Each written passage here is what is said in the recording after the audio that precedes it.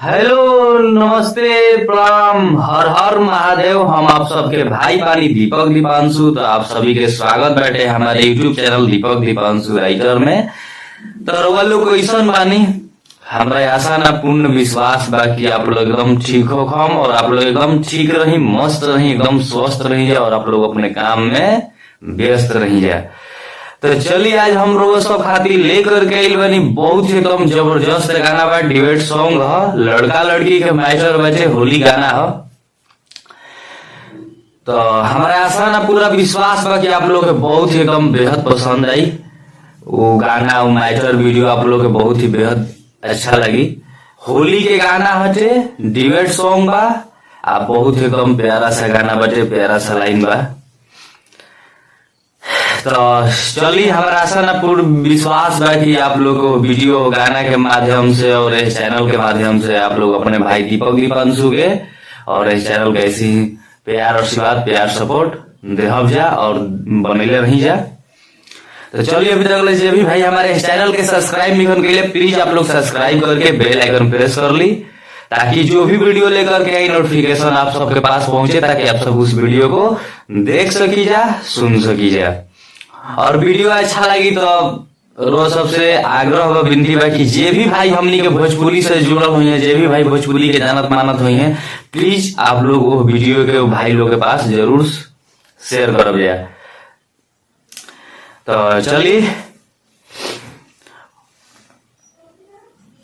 और वो सब मेहनत और लेखनी के बदौलत प्लीज रोज सबसे रिक्वेस्ट हुआ भैया कि एक एक कमेंट और एक एक लाइक जरूर आप लोग करब जा। कमेंट करके बतलाइब जा कि मैटर लागल कैसन, लिखले कैसन बानी, और जैसे रोज सब हर भाई लोग के सपोर्ट करी ना जा, कोई नहीं जा, वैसे ही प्लीज रोज सब अपने भाई के भी सपोर्ट करी जा। और जे भी भाई के हमरा से पर्सनली गाना लिखवावे को होगी और म्यूजिक बनवावे को होगी, कंपोज करवावे को होगी, तो भाई हमारे नंबर पे कॉल व्हाट्सएप के जरिए संपर्क कर सकता। और भाई के कम खर्च में बढ़िया काम देवल जाई तो प्लीज रोज सबसे एक बार आप लोग मौका जरूर दी जा। होली का भी जैसे सीजन चल रहा है, अब तो आप लोग एक बार मौका जरूर दी जा। काम पसंद नहीं तो काम कराई जा, अन्यथा आप लोग कहीं भी करा सकी नहीं, जहाँ कराई नहीं जा। तो एक बार वो सबसे आग्रह बा कि एक बार आप लोग मौका जरूर दी। और जो भी भाई के केवल पर्सनल खाली गाना लिखवावे को होगी तो भाई कॉल व्हाट्सएप के जरिए हमसे संपर्क करके कम खर्च में अपन गाना लिखवा सकता।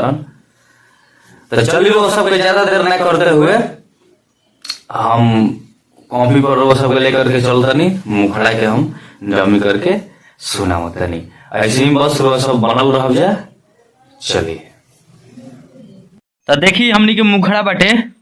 तो रोसो को बता दी कि तर्ज बा बरखा टुनटुन जादो भैया के वो गाना ही रहे, वही गाना के धुन पर ही गाना लिखले बानी। होली के गाना 2025 बहुत एकदम जबरदस्त, एकदम प्यारा प्यारा सा लाइन बा।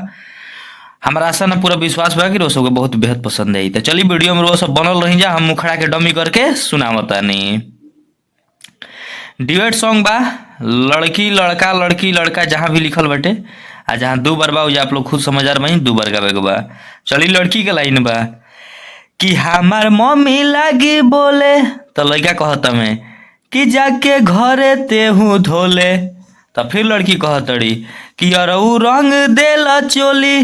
तो फिर लड़का कहतड़ी कि सुन हटे आज होली, कि हमार मम्मी लागी बोले जाके घरे तेहू धोले, यरऊ रंग देला जोली, सुन हटे आज होली।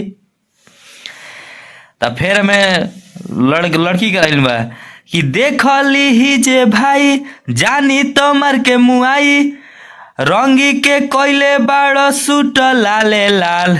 तो लड़का कहता है कि बहुत जबरदस्त लाइन, एकदम रील वाला लाइन बा कि जानू करो ना बवाल, जानू करो कि जानू करो ना बवाल, तू रंगे द गोरे गाल, जानू करो ना बवाल, तू रंगे द गोरे गाल।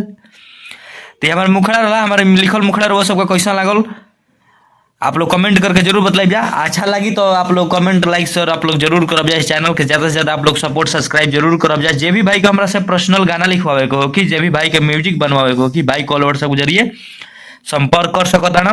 तो चलिए तो चलिए नेक्स्ट सॉन्ग के लिए टाटा बाय बाय। जय हिंद, जय भारत, जय हो भोजपुरिया समाज, जय माँ सरस्वती।